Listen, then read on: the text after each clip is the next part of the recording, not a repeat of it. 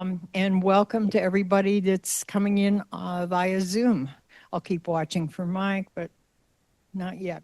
Okay, our speaker today is Jane Hathaway. She is Emerita from the Department of History, where she arrived in 1992, shortly after receiving her PhD in Near Eastern Studies from Princeton. She was promoted to tenured associate professor in 97 and full professor in 2008.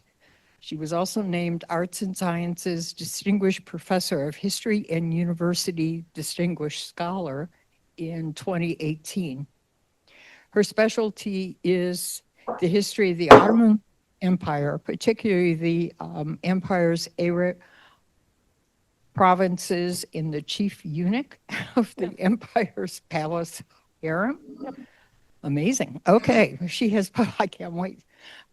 She has published 6 books and edited 4 volumes. Among them are The Chief Eunuch of the Ottoman Harem, From African Slave to Power Broker, published by Cambridge in 2018. In the Arab Lands Under Ottoman Rule, 1516 through 1800, the second edition is Routledge 2020. She has also published scores of articles in peer-reviewed journals and chapters in edited volumes. Today's presentation draws on her forthcoming 7th book, Ottoman-era documents from the Cairo Geniza. Okay. Okay. Impress with the open access series, Cambridge Semitic Language and Culture. Languages and Culture. Please welcome Jane. Thank you, Audrey.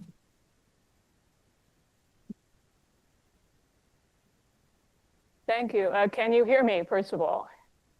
If at any point you can't hear me, wave your hands wildly over your head. I'm going to try and not anchor myself behind the podium, so we'll see how I do. And thanks to our dean for stepping in at the last minute to give that introduction. As she mentioned, this talk is based on my forthcoming book. And I have it up there not just to plug it, but by way of providing context for the talk. What I've done is select 25 documents from the Cairo Geniza, which is a collection of documents related to and or produced by the Jewish community of Egypt over the course of about 1,000 years, from the 10th century Common Era or AD, and all my dates are going to be AD, just to let you know, through the late 19th century. The ones I've chosen are in Arabic script. I'll get into scripts in a couple of slides. 13 in Arabic and 12 in Ottoman Turkish. And it is being published in open access if I can ever get through the copy editing and the index, which I am embroiled with now.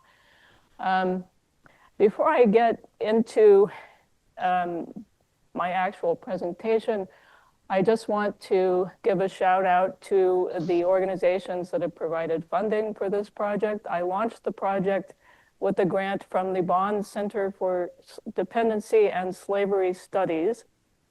And our own Emeritus Academy generously provided funding for copy editing costs and for research assistance. And the mention of research assistance reminds me to give a shout out to 2 young scholars who proofread my translations and transcriptions. Dr. Alan Elbaum, who's connected to Princeton University's Geniza project, who proofread my Arabic transcriptions and translations, and my last PhD advisor, Dr. Christopher Whitehead, who proofread my Ottoman Turkish translations and transcriptions. And they both saved me from many embarrassing errors that might otherwise have made it into print. Just a brief overview of my presentation. I'm going to start with a little background on the Cairo Geniza for those who might not be, yes, this is working, intimately familiar with it. And from there, the concept of Genizas or Genizot in the Hebrew plural in general, Then something about Geniza scholarship on the Cairo Geniza, and where the Ottoman era material fits into that picture. And then 2 actual documents from my book. And at the end, I hope we can come to some halfway coherent conclusions. Now, let me throw out a question. How many of you had heard of the Cairo Geniza before you came into this room today? Okay, that's a good number. Most people who have heard of it, even if they don't know all that much about it, associate it with one synagogue, which is very faintly circled in red on this map of the extreme map, this aerial view of the extremely built up region of southern Cairo. Right in there. And in fact, there's a good reason that people associate it with this one particular synagogue, because quite a number of the documents do come from this synagogue. It's called the Ben Ezra synagogue, and it's located in Fustat, which today is simply a southern neighborhood of the gigantic megalopolis that is Cairo. But originally, it was a separate town, as I hope you can see from this tourist map.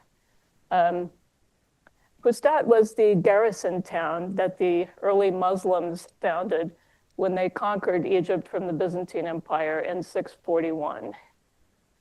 The synagogue was already there at the time.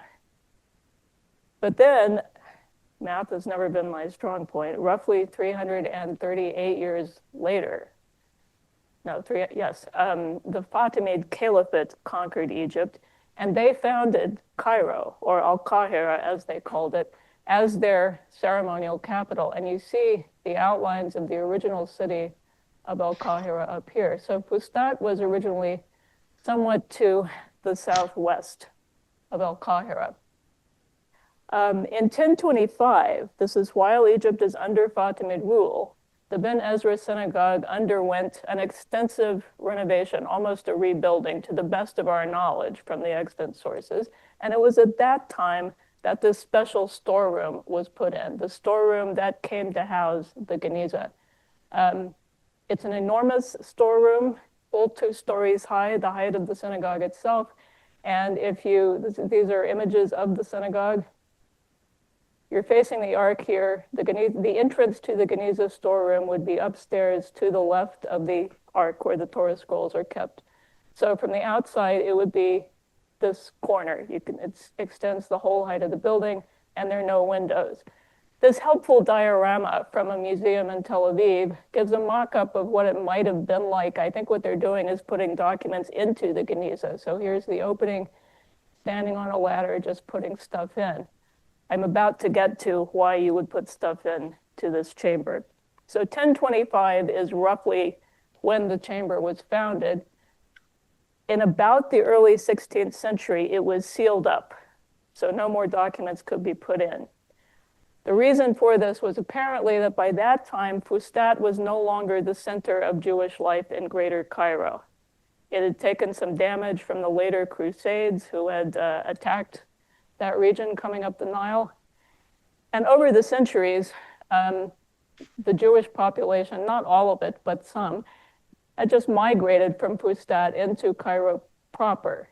And a neighborhood in that region now became the center of Jewish life. So the Ben Ezra synagogue was not being used all that much. It was even hard for them to get a minyan, 10 men to hold a Sabbath service.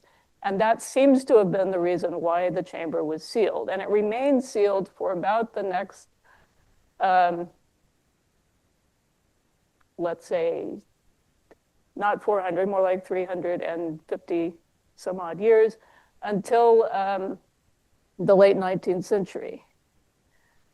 Then the British occupied Egypt in 1882, and in 1889, under British auspices, the synagogue underwent a new renovation, and at that point, the Geniza chamber was discovered, the seal was broken, and the documents were exposed. Literally exposed, as in outside on the ground, exposed to the elements for about a month before they were transferred to a conveniently located damp basement. And you could imagine that did wonders for the conditions of documents that had spent the last 400 to 500 years safely sealed in a dry, airtight chamber. We now know, in fact, that what we call the Cairo Geniza consists of a kind of amalgam of documents from that Geniza chamber and documents from other synagogues in Greater Cairo, and above all, cemeteries, particularly this cemetery, the Basatin Cemetery, which is an ancient cemetery dating from the 9th century, and I would say still the traditional Jewish cemetery in Egypt, except there are virtually no Jews left in Egypt. There are 3, actually. But it is the historical cemetery. And ordinarily, it was a site for documents of this kind to be buried, which is what you would do with these kinds of documents ordinarily. And the generation of documents continued well after the chamber was sealed, so they had to go somewhere. And this, other cemeteries, other synagogues are presumably where they went. So when we talk about the Cairo Geniza, we mean the Ben Ezra synagogue in part, but also these other repositories. The Ben Ezra synagogue was probably where documents from roughly the 10th through the early 16th centuries came from. Later documents almost certainly came from elsewhere, very much including the Basatin Cemetery.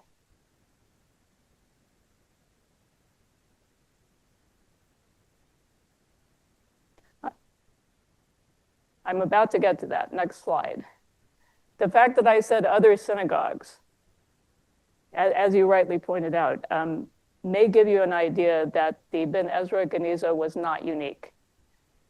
Small g Geniza, if we can call it that, is an institution in Judaism. And the idea is that you don't want to destroy a document, a piece of paper, a religious object, a ritual object with the name of God on it or allusions to God.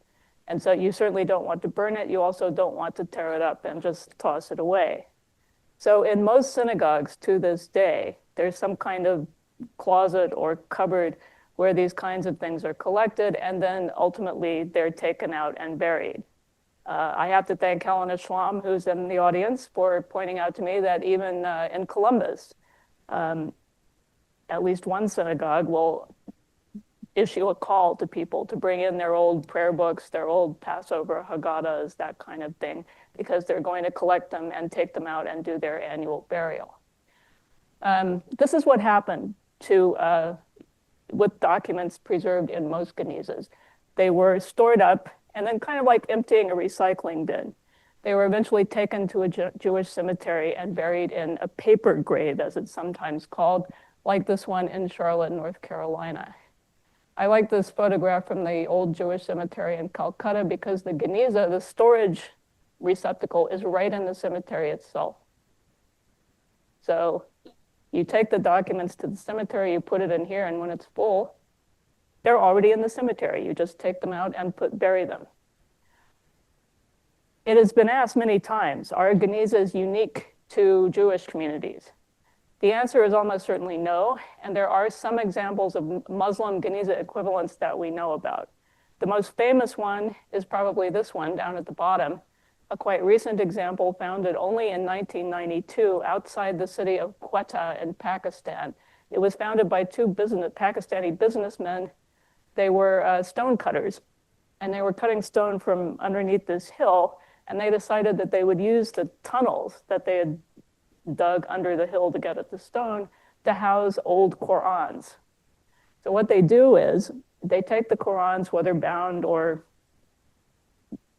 just scattered pages, and they put them in these cloth sacks. And the sacks are literally lining the walls of the tunnels. They also have some particularly old examples on display. So this institution is a kind of combination Muslim Geniza and Quran museum. There are other older Muslim Geniza equivalents that I have heard about. I don't know what has happened with the research on them. And they're probably Christian Genizas as well, Geniza equivalents. At least I don't know about them. Now, the fact is, though, that no Geniza documents from the Cairo Geniza remain in Egypt today. And the reason for that is that they were removed in the late 19th century by European and North American, mainly British and continental European, I'm not sure what to call them, antiquarians, scholars, and Indiana Jones-style adventurers. How did this happen? Well, by the mid-19th century, there were a lot of Europeans of various descriptions in Egypt. Military advisors, particularly British, scholars, archaeologists, British and French bankers who were in the process of taking over Egypt's economy because the Egyptian government was heavily in debt to them. And some of these people were very interested in what they called Hebrew manuscripts, which are manuscripts that they could have been in Hebrew, they could have been in Judeo-Arabic, that is Arabic written in Hebrew letters, they could have been neither of the above, but they were interested in acquiring them. And they started kind of snooping around Cairo. Rumors about the Ben Ezra synagogue's storage chamber were already beginning to circulate. And of course, the antiquities dealers in Cairo knew very well that these people were out looking around, and so they got them what they wanted. They supplied materials from all over the place, synagogues, cemeteries outside of Egypt in some cases, and just sold them to them.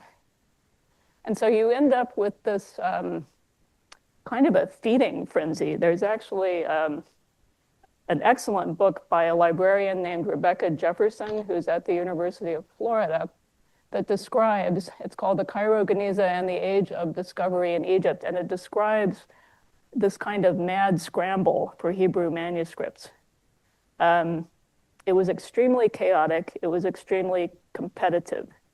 It was not some kind of well thought out, deliberative international rescue effort. It was a feeding frenzy. It was kind of like a paper version of the scramble for Africa. Oxford and Cambridge had a rivalry, shocker, to see which one would get more documents. And I think we can say that Cambridge won.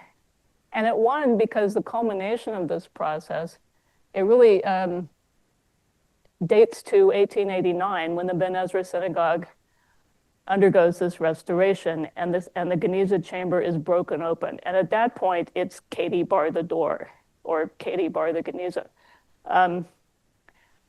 This feeding frenzy becomes really like a Shark Tank, to mix my metaphors. And the culmination is really when Solomon Schechter, a distinguished Cambridge Don, arrives in Cairo in 1896. He's a little bit late to the party because a lot of the material has already been removed. But what he wants to do is to take whatever is left in the Ben Ezra synagogue and its environs, take it out and take it back to Cambridge. He's a little bit worried, though, because he doesn't think he can afford to do this. He doesn't think he has the money to finance the rescue operation based on his Cambridge faculty's salary. So he teams up with his colleague at Cambridge, Dr. Charles Taylor, who is a mathematician and Hebraist at Cambridge. And here's the beauty part, he's also independently wealthy. And so he pledges his personal finances to this removal operation. And that is why Cambridge's enormous Geniza collection is called the Taylor-Schechter collection and not the Schechter-Taylor collection, or just the Schechter collection. You pay for it, you get your name on it. This is something that we in the United States today can easily relate to. One of the most famous photographs, it's kind of like the poster for the Cambridge Geniza collection, is of Schechter sitting in his surprisingly large Cambridge faculty office, surrounded by Geniza fragments. It actually, according to Jefferson's book, this room became something of a tourist attraction in Cambridge itself. So I should add that in the process of this mad feeding frenzy, people were just, including Schechter and the other antiquarians, were just going in to the Ben Ezra synagogue compound, to the Byzantine cemetery, to other synagogues and cemeteries with these sacks. Their teams would come in and just shovel the papers into these sacks and take off. They figured they could wait until they got home to examine them. So chaotic in the extreme, and that's why what exactly the Cairo Geniza is such a question to this very day. So this is just a list of the major collections. It's not exhaustive. There are some that I've left off the list, but the Taylor-Schechter collection in the Cambridge University Library is by far the largest. We're talking out of a total of, at a very rough estimate, 400,000 Geniza fragments, as the documents are often called, because many of them are fragmentary. About 200,000, so roughly half, are in the Taylor-Schechter collection. And then this is my scientific categorization of the size of these collections. Under quite large, you have several thousand, anywhere from 25,000 in the Elkan Nathan Adler collection in the Jewish Theological Cemetery to about 4,000 in the library of the Alliance Israélite Universelle in Paris. Medium is, I've got my cheat sheet here, several hundred, so 600 or 700. And then the smallest, about 200 each in the Austrian National Library and in Hebrew Union College in Cincinnati, and a mere 50 or so in the Freer National Gallery of Art, in the Freer Gallery of Art in Washington, D.C. Now, however, if you want to do research in the Genizas, you do not have to schlep to one of these collections. You don't even have to drive down to Cincinnati, because the Geniza is one of the most highly digitized document collections on the planet. Most researchers, including me, use the images in the Friedberg Jewish Manuscript Societies, well, on their site. They have images of every known document. The image database is in the process, it's been in the process for many months actually, of moving from the Friedberg site to the National Library of Israel's Kativ site. Then Cambridge, Princeton, and the University of Haifa have their own sites, and some of the collections on the previous screen also make digital images available. I can make a special shout out to the University of Pennsylvania Library's collection, which provides extremely high resolution images, superior in image quality, in my opinion, to the Friedberg site, and they're all in the public domain. Okay, now a little word on scholarship on the Geniza. Publications based on the Geniza documents started to appear in the early 20th century. And for several decades, anyone who worked on the Geniza was really focusing on what's called the literary material. This is things like alternative versions of books of the Bible, the writings of the great Jewish philosopher Maimonides, poetry by the likes of Judah Halevi. He and Maimonides both attended the Ben Ezra synagogue in their time. This started to change in the 1950s. And the reason for the change has a lot to do with the man in the picture, the scholar S.D. Goitein. He shifted his focus from the literary material to the documentary material. The documentary material is the kinds of things that are not meant to be historical or literary sources. Things like records of Jewish or Muslim court cases, about business partnerships, about inheritance cases, letters from one merchant to another, estate inventories, lists of poor people who received loaves of bread from the charitable trust, ships' bills of lading, those kinds of things. These documents are far more likely than the literary material to be written in Judeo-Arabic, that is Arabic written in Hebrew script, than in Hebrew. They're more likely to be heavily damaged, and the handwriting is much more likely to be less legible because, these are not presentation copies. These are things that people might have dashed off. And yet he realized that this material is a goldmine for the social and economic history of the society. And he reconstructed this history in his magnum opus, the 5-volume work, A Mediterranean Society. I do have volume 4 up at the front if you want to come up and take a look at it. I also have Rebecca Jefferson's book. Goitein, by the way, is my favorite emeritus. If you look at the publication dates on A Mediterranean Society, and then you look at his life dates, you can see that he did the whole thing after retirement. He had already produced a career's worth of distinguished scholarship, but he decided that, for a fun retirement project, he would put out this 5-volume work of a lifetime. The fifth volume was actually published posthumously, and there's also a sixth volume of indices. Both he and his predecessors who worked on the literary material, though, were focused on material from the Middle Ages, what's often called the classical Geniza period.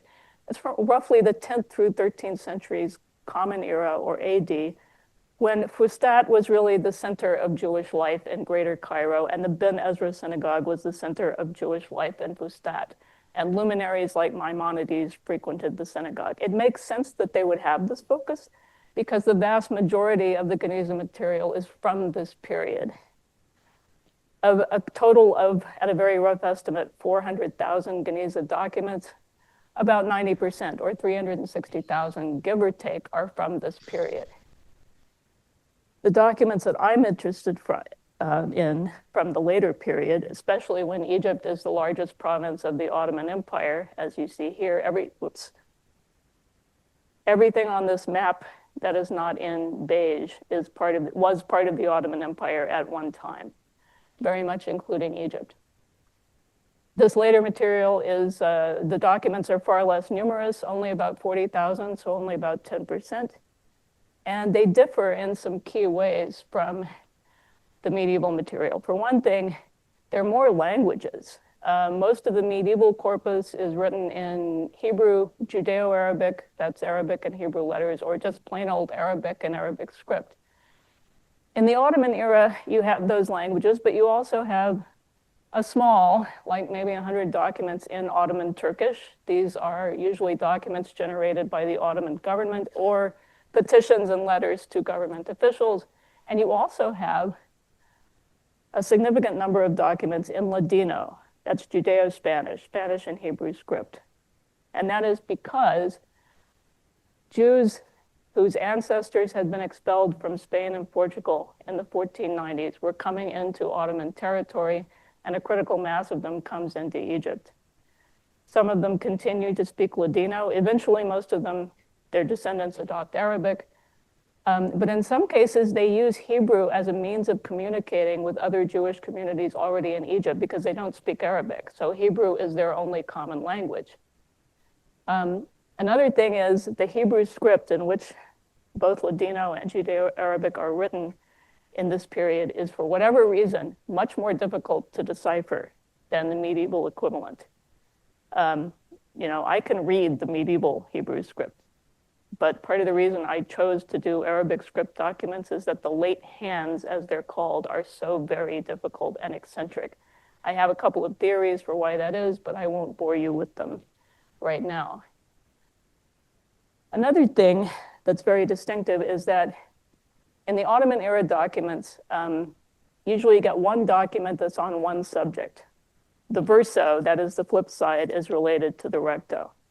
One very famous feature of the medieval corpus is the reuse of paper. Like you might have a letter from Maimonides, and someone a couple of centuries later might flip it over and write something completely different on the back. Or even somebody might scrawl a grocery list in the margin. This is not out of disrespect to Maimonides, it's because paper was at a premium. It had only come into the Middle East in about the 8th century, Common Era. It was not yet being produced inside the Middle East.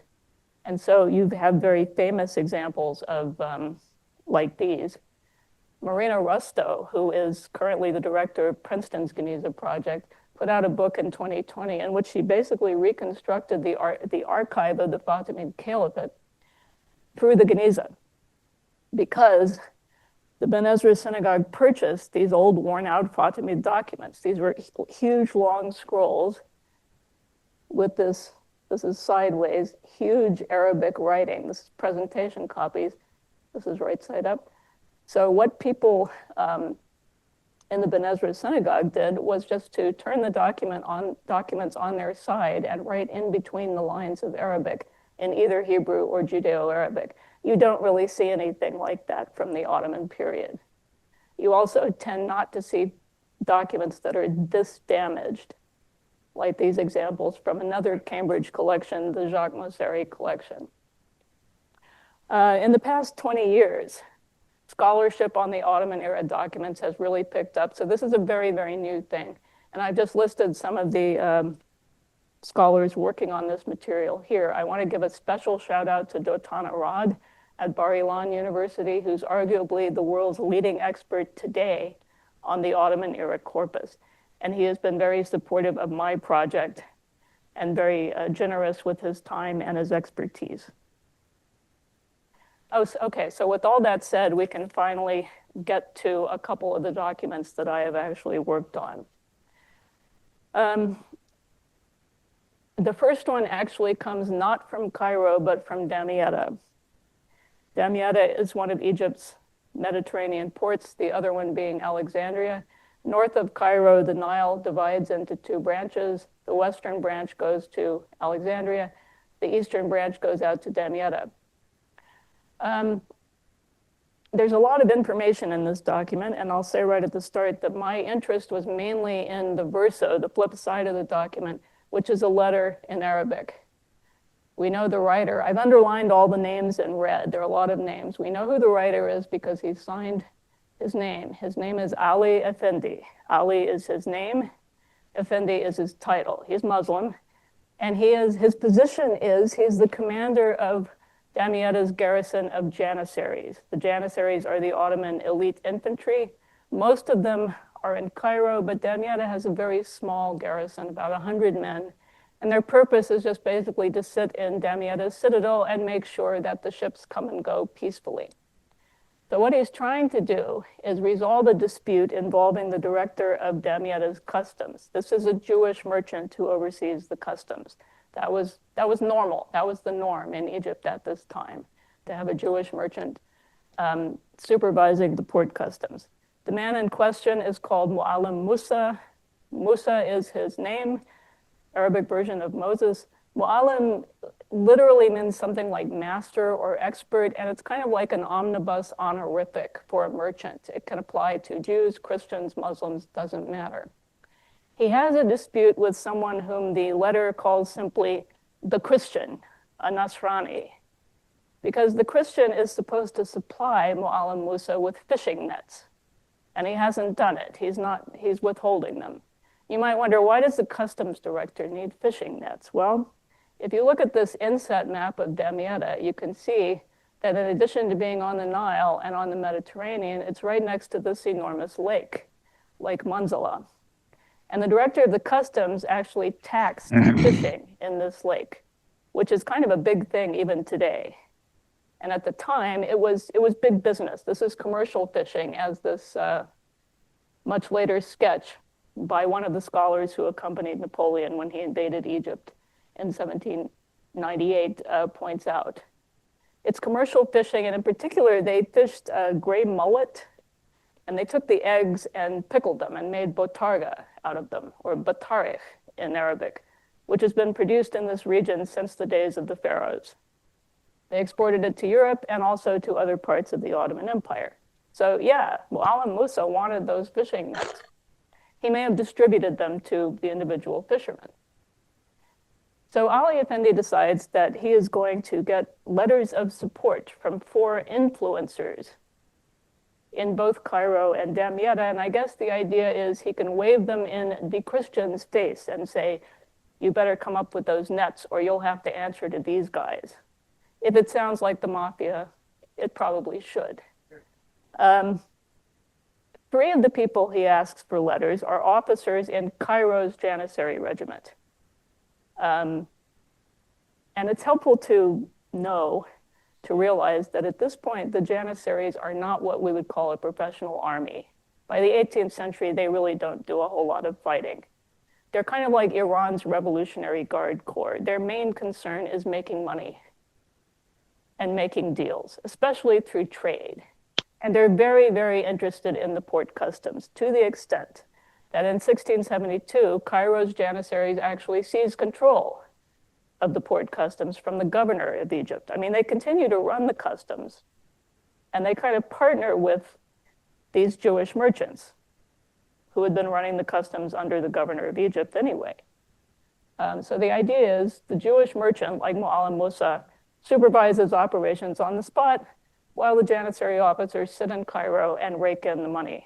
It's a money-making concern for all involved. The other person, the fourth person he asked for a letter, is not a janissary. He's someone named Yusuf Bey. Yusuf, Arabic of Joseph, is his name. Bey is his title and his rank, his position. So he's not a janissary. A bey or a sanjak bey in the Ottoman Empire, not just Egypt, but other provinces, would normally be administering a sub-province. So ordinarily sub-provinces in other parts of Egypt outside Cairo, or they could hold positions like commander of the pilgrimage caravan or chief financial officer. But in 1705, the then governor of Egypt appointed Yusuf Bey to be kind of overall supervisor of Damieta's customs, kind of like a customs czar. And his goal, this was a reform effort. His goal, the governor's goal, was to pry the customs out of the janissaries' hands once and for all. I think it's pretty obvious that it wasn't working very well. Otherwise, why would Ali Effendi have asked these three janissary officers for letters of support? It was the last posting in Yusuf Bey's career. He died in September of 1708, so just about 7 or 8 months after this letter was written.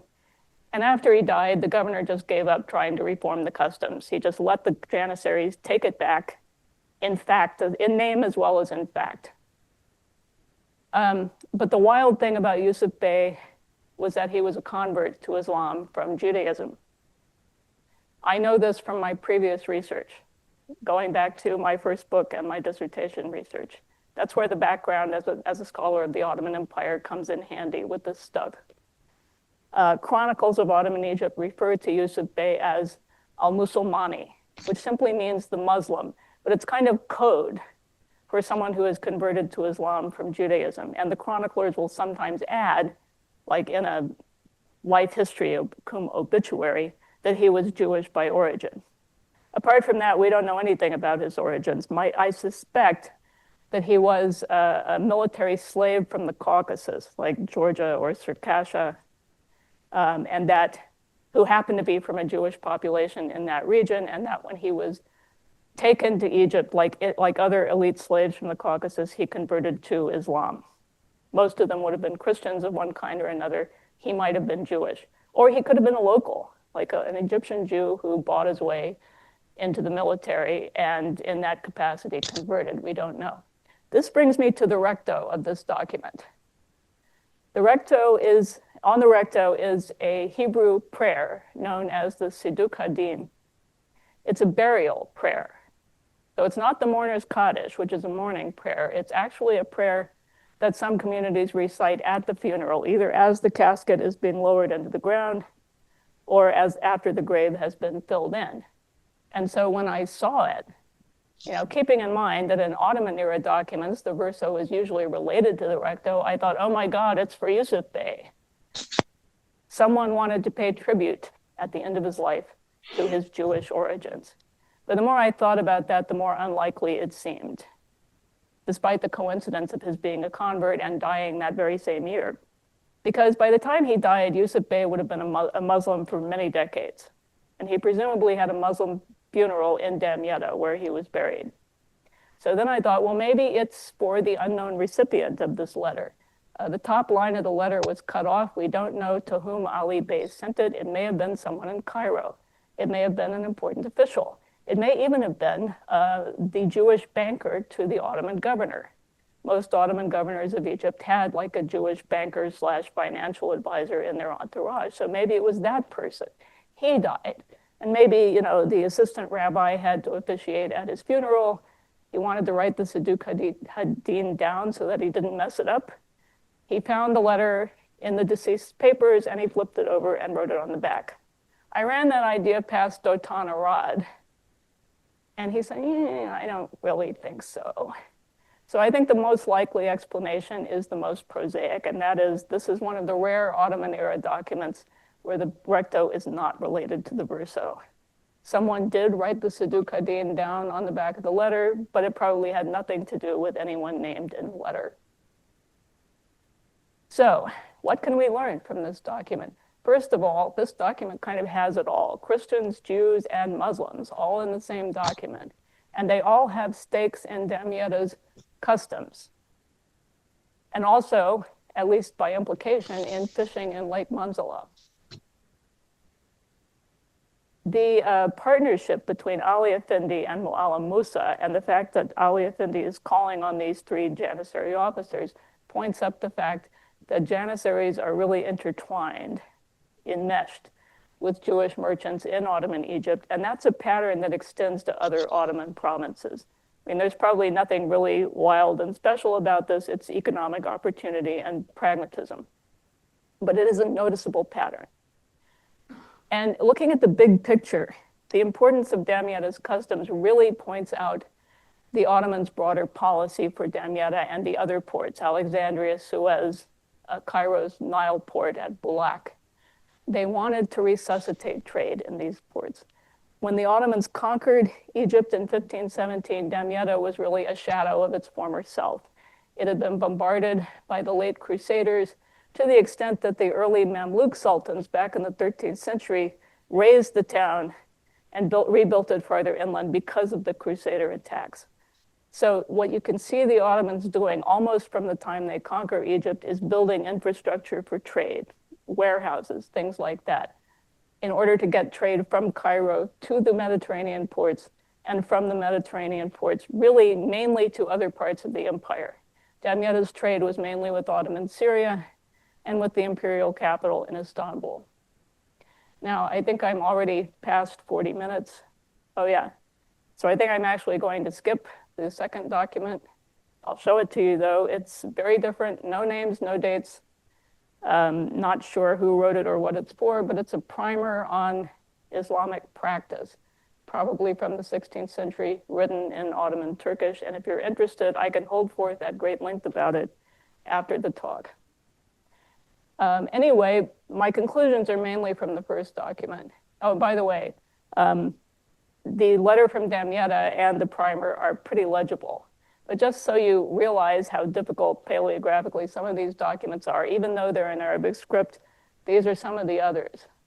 Damaged, whoops. The same letter running into the margins. This is not unusual for a letter in Ottoman Turkish, for the remainder to be upside down in the margin. And then this thing, a court case, this is the hardest thing I've ever read in my life in any language, in any script. So what can we learn from, well, really this one document about Ottoman rule in Egypt? Some of it I've already kind of said. The Ottomans were very interested in enhanced trade through all of Egypt's ports, but the Mediterranean ports above all. Alexandria and its kind of sister city of Rosetta and Damietta. Muslim, Christian, and Jewish merchants alike, as well as Muslim military officers, were heavily involved in this endeavor. The prominence of Jewish customs directors, you don't really have that during the pre-Ottoman period when Egypt was ruled by the Mamluk Sultanate. It becomes almost the norm under the Ottomans until the mid-18th century, when for various reasons in Egypt they are replaced by Greek Catholics, Orthodox Christians who have accepted the Vatican. So Jewish customs directors pretty much empire-wide, to the extent that the customs close on the Jewish Sabbath. Connections between Jewish and Christian merchants on the one hand, and these military and administrative figures on the other, and above all, the Janissary officers. And again, that's a commercial opportunity, I would say, above all. And finally, Jewish conversion to Islam. We've certainly seen that in the case of Yusuf Bey. The primer, I think, suggests that it might have been used by Jewish converts to Islam, although there's no way to be sure. So this is just one document that sort of hints at all these realities. Given approximately 40,000 documents in the Ottoman-era Geniza at large, how much more could we learn about this from additional research? Possibly lots. And one question I want to throw out right at the end is, could the Ben Ezra synagogue and the Basatin cemetery possibly have served at various times as multi-confessional repositories? And the reason I ask that is that in the book, the last chapter is called Documents from the Muslim Community ? And it includes this primer on standard Sunni Muslim practice, above all prayer, and other documents that don't have any obvious relation to the Jewish community, like a Muslim marriage contract, letters to and from Muslims, that kind of thing. And the question is, how did they get into the Geniza, or did they? Maybe they came from somewhere else, maybe even from outside Egypt. But it occurred to me that possibly the cemetery and the synagogue might occasionally have taken in the occasional Muslim document. Just there was a worn out business letter from one Muslim to another lying around, and someone knew that the synagogue served this purpose and took it in. I think if this were the case, it was almost certainly random and ad hoc. I do not think it was systematic, but the presence of this kind of document with no obvious relation to the Jewish community is striking enough, at least for the Ottoman period, that I thought it was at least worth asking about. So anyway, I am pretty tired, as I imagine you are too. So I will stop there and open it up for questions. And thank you very much for your attention.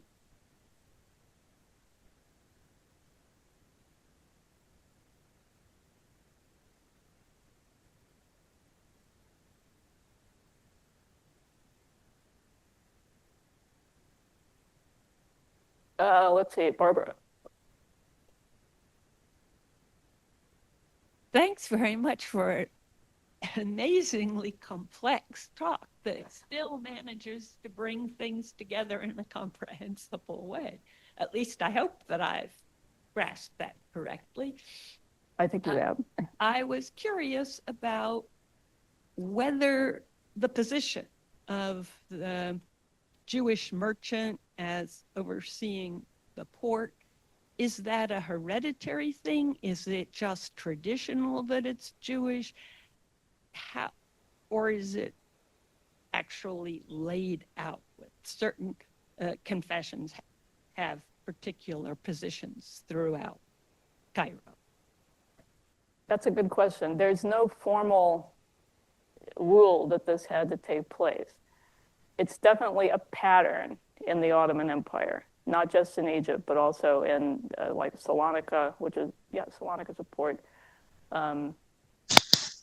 Aleppo, which is not a port, but is a big commercial center, et cetera.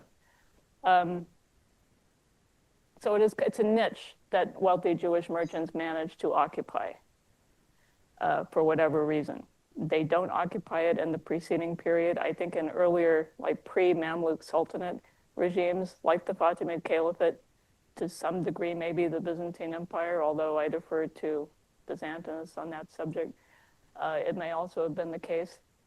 The question of heredity is very interesting. The horrible document, the hardest one I ever read, is actually about a debt repayment to a man named Abraham Castro, who's very famous in Ottoman Egyptian circles. He was director of the Mint, extremely influential. When the governor of Egypt rebelled in 1525, this is only 10 years after, or 1523 rather, only 6 years after the conquest, Castro fled to Istanbul to warn Sultan Suleiman the Magnificent that the rebellion was taking place. And after it was quashed, Suleiman apparently gave him even more influence, so that, according to some of the chroniclers, he was actually running Egypt on Suleiman's behalf. And he put his whole family to work running the customs of Damietta, of Alexandria. Let's see, I think his brother was running Alexandria.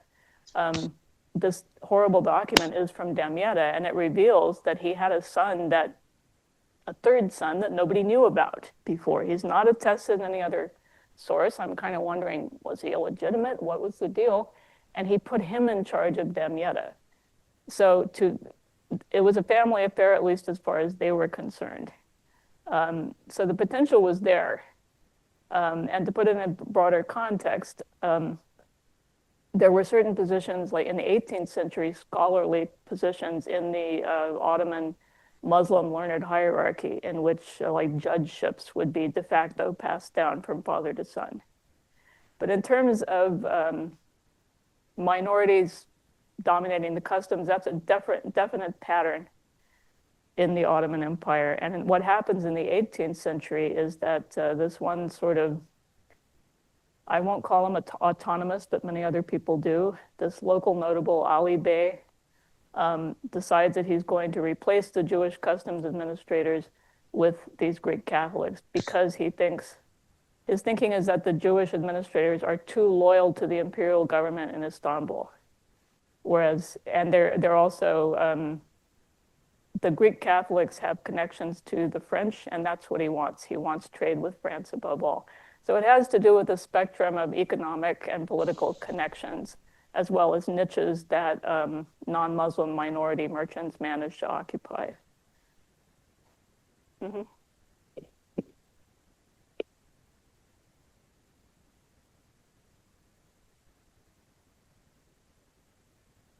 Thank you so much. I was wondering, what is this letter and the other sources in the Geniza collection telling us about the legal world and particularly the punitive perspective? Or put it differently, what would have happened if this net dispute went further and they sue each other, given the multi-confessional context and the Ottoman administration? I assume it would have been messy, but can you talk a little bit about it, please? Yeah, thank you. Speaking of Byzantinus, thank you, Merve. That's a very good question. It may not have been resolved. We don't know what the outcome of this case was. And there could have been a court case. For the Ottoman era, you have a number of Sharia court, the Muslim court cases, including this debt repayment scheme to Abraham Castro, that do make it into the Geniza because, as you know, the Ottomans kept court archives, and it was not unusual to have multiple copies of a court case. The horrible document was obviously a copy because no one at the time could have read this thing.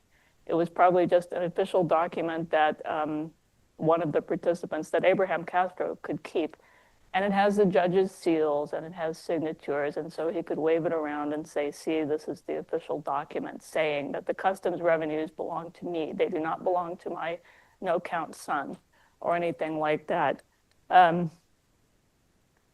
If they had sued each other, it probably would have been, if the Christian, let's say, had sued Mu'allim Musa, it probably would have gone to a Muslim court. All confessions use the courts for intra-community matters as well as inter-community matters. And who knows what the judge might have found. I know something about the judges in Damietta at the time of the Abraham Castro case, not in 1708. But the judges had their own political connections in the community, and so who knows what they would have found. The Christian, by the way, the letter points out, he has his own backer. His patron is someone called Mehmet Aga, who's probably another Janissary officer. So it's like these Janissary officers pick their clients, and they're kind of playing the clients off against each other. But it could have gotten very complicated, very messy, and it may be that one day we will discover another Geniza document, a Muslim court document, some mentioned in the Chronicle, although I sort of doubt it, that may shed light on whether this dispute were resolved, and if so, how. But for now, we just don't know. Dory.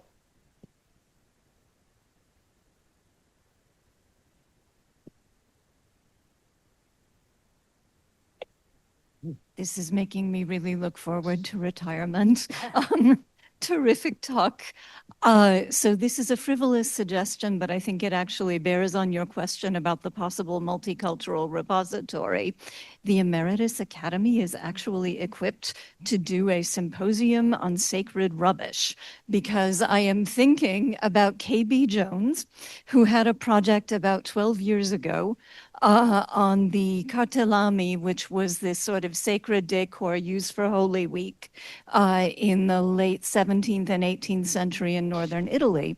And these were things that were discovered in the rafters of old churches. And anybody who has ever banged around a Catholic church knows that in all kinds of corners, there are sort of bashed up old Madonnas and old pictures and so forth that nobody wants to throw away. And there's an uneasiness, you don't throw away the Virgin Mary, but it's around, in the context of Roman Catholicism, it's around the image, not the word. I don't know what the case would be in Greek Catholicism, but it might be an interesting question, if it's a multicultural repository, perhaps it's only Muslim and Jewish because they have a common culture of the word. Interesting.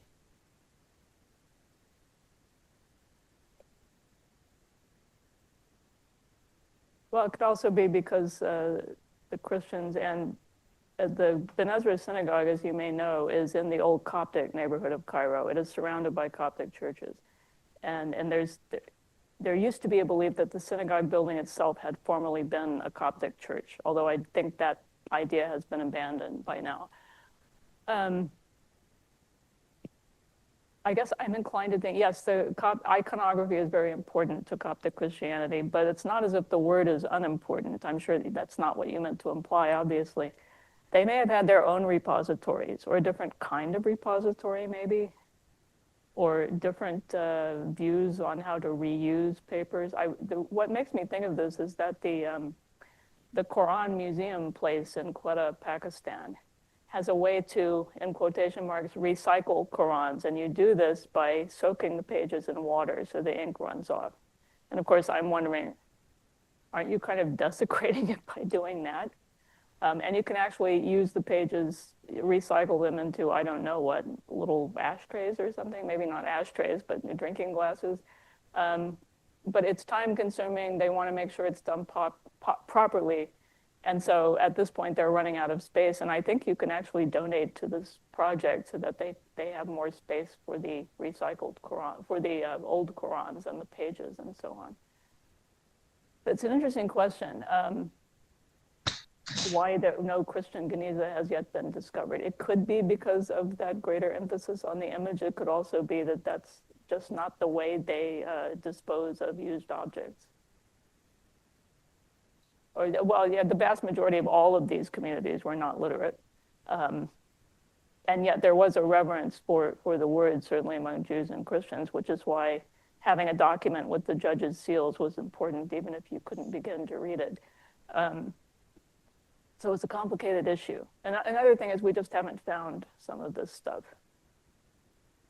Egypt is remarkably dry. Things are preserved even if they're buried. Other places, not so much.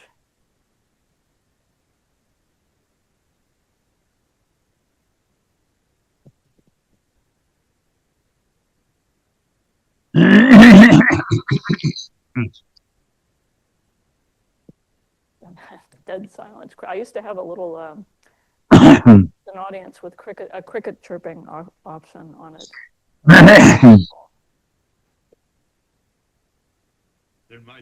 Since there might be a little time, maybe you can elaborate on your boring theory about why those later Hebrew scripts are so hard to read, because that's true for European and Sephardic. And that's why. Can I get my slides back up here by any chance, Jackie? Yeah, the horrible court case involving Abraham Castro has a little Judeo-Arabic filing note that Castro's agent probably wrote on it, so it could be literally filed away with his papers. Thank you.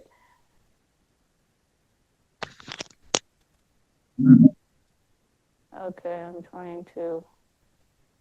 There we go. This is turned sideways, but this is the Judeo-Arabic filing note. You have to turn your head sideways to read it. And I could tell that it says attestation to the sons of Badr ad-Din, who were the defendants, as it were, in this case, who owed a debt to Joseph Castro, the son of Abraham. So it's just telling you what the document is about. And I could see that it said sons Awlad Badr ad-Din. That much I could read, sons of Badr ad-Din, but the rest of it I could not read. One of my theories is that there was influence from these European scripts. like the equivalent of Rashi's script. If you've ever taken a look at a page of the Talmud, around the margins is this, what I would consider absolutely illegible script, known as Rashi script, because it's after this famous medieval French rabbi known as Rashi.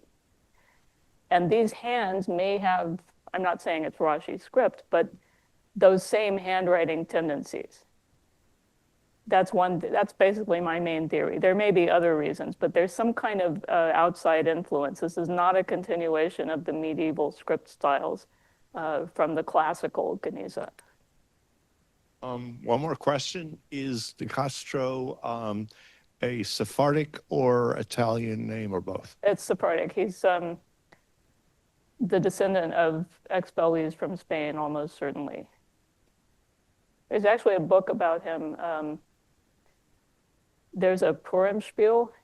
There are plays for the Jewish holiday of Purim that were sometimes customized in past centuries to include villains of that place and time. And in this particular example, the villain is the rebellious governor, Ahmed Pasha. And Abraham Castro is the Mordecai figure who tells the Sultan what's going on, and the villain is caught and executed, and Egypt is restored to Ottoman rule, and Abraham Castro is a hero. And it's a French scholar named Benjamin Lelouch who has put out a book about this, whose title I can't remember. And is it in Arabic or Hebrew? The Purim spiel, it is I think it's in Hebrew.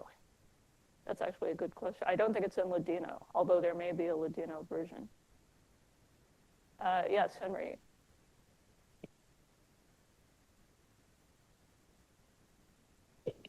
Thank you very much for the talk. There's this kind of idea in medieval studies that the Cairo Geniza just revolutionized everything.